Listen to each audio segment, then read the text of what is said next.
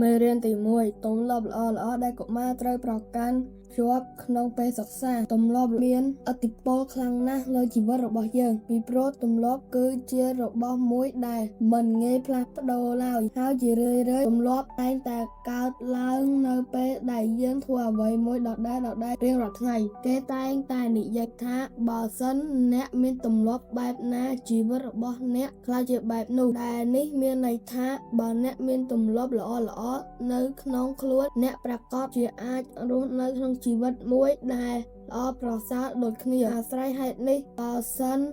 អ្នកចង់ទទួលបានជោគជ័យនៅក្នុងការសិក្សាអ្នកចាំបាច់ត្រូវតែប្រកាន់យកទម្លាប់ល្អហើយជំរុះចោលនៅរាល់ទម្លាប់អាក្រក់ទាំងឡាយដែលខ្លួនមានដើម្បីបង្កើតទម្លាប់ឲ្យមានប្រសិទ្ធភាពយើងត្រូវមាន3ចំណុចគឺទី1បងអូនត្រូវដឹងចិត្តរបស់ខ្លួនឯងថាចង់បានអ្វីហេតុអ្វីបានជាចង់ធ្វើវាទី2វិធីគឺបងអូនត្រូវដឹងអំពីវិធីសាស្ត្រក្នុងការធ្វើរឿងនោះឲ្យបានសម្រេចទី3ចង់រឿងនោះត្រូវតែជាអ្វីដែលបងអូនចង់ធ្វើប្រាកដនឹង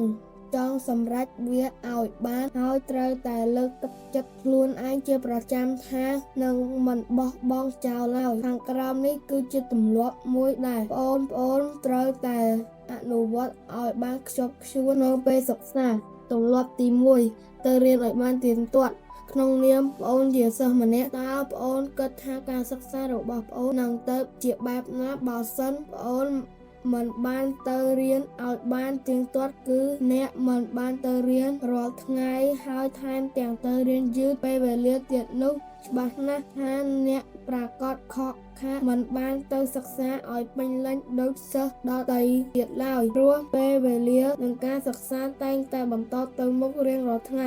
អ្នកគ្រូត្រូវការបង្រៀនមេរៀនថ្មីៗជានិច្ចខណៈសិស្សានុសិស្សគ្រប់រូបក៏ត្រូវការមានចំណេះវិជ្ជាថ្មីពីការសិក្សាដែរដូច្នេះហើយគ្មានអ្នកណាម្នាក់មានពេលវេលារងចាំភាពយឺតយ៉ាវឬអវត្តមានរបស់អូនឡើយម្យ៉ាងសិស្សដែលមករៀនមិនបានទៀងទាត់ដូចជាមករៀនយឺតយ៉ាវឬឧស្សាហ៍វត្តមានច្រើនដងជាដើមតែងតែបង្ករំខានដល់អ្នកជុំវិញខ្លួនឧទាហរណ៍ថ្នាក់រៀនចាប់ផ្ដើមនៅម៉ោង 7 ព្រឹកប៉ុន្តែប្អូនស្រាប់តែទៅដល់ម៉ោង 7:30 នាទីទៅវត្តរួមនឹងមិត្តរួមថ្នាក់ទាំងអស់ត្រូវផ្អាកសកម្មភាពរៀននិងបង្រៀនបន្តិចសិនដើម្បីឲ្យប្អូនដើរចូលក្នុងថ្នាក់តើប្អូនគិតថានេះជាការរំខានដែរឬទេប្រាកដណាស់វាគឺជាការរំខានខ្លាំងមែនដោយសារតែមូលហេតុទាំងនេះទើបលោកគ្រូអ្នកគ្រូតែងតែស្ដីបន្ទោសសិស្សដែលមករៀនយឺតយ៉ាវមិនដែរដោយសារតែពួកគាត់កាចទេប៉ុន្តែដោយសារតែពួកគាត់ចង់ឲ្យសិស្សក្លាយជាក្មេងល្អជាមនុស្សមានវិន័យស្គាល់តម្លៃពេលវេលានិងមិនបង្កការរំខានដល់អ្នកផ្សេងទៀតនៅក្នុងថ្នាក់រៀនពេលទៅសាលារៀនប្អូននឹងមានឱកាសទទួលបានចំណេះច្រើនណាស់ដូចជាសិក្សាចំណេះទូទៅហាត់ប្រាណអប់រំកាយនិងកសាងទំនាក់ទំនងល្អជាមួយនឹងមនុស្សជុំវិញខ្លួនដូច្នេះបើប្អូនខកខាតមិនទៅរៀនបានទៀងទាត់ទេប្អូននឹងបាត់បង់ឱកាសក្នុងការក្រេបយកចំណេះវិជ្ជាទាំងនោះមកខានតែពិតទៅការមានទម្លាប់ទៅរៀនមិនបានទៀងទាត់ល្អអាចបណ្ដាលមកពីមូលហេតុមួយចំនួនតទៅនេះ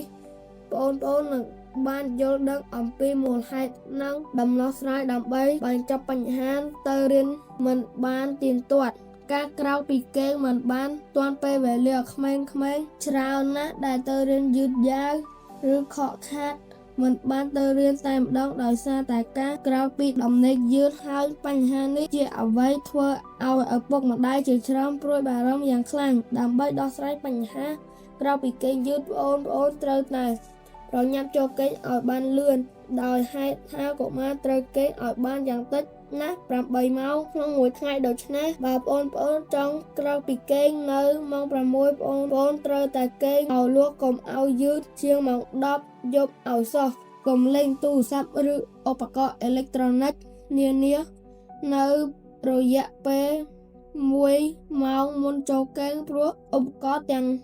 នេះអាចរំខានដល់ដំណេករបស់ប្អូនធ្វើឲ្យប្អូនគេងលក់មិនស្ងប់ស្ងាត់យកសុបិនច្រើនហើយឆាប់អស់កម្លាំងល្ហិតល្ហៃដែលជាហេតុធ្វើឲ្យក្រោក ពីដំណេកយឺតយ៉ាវ។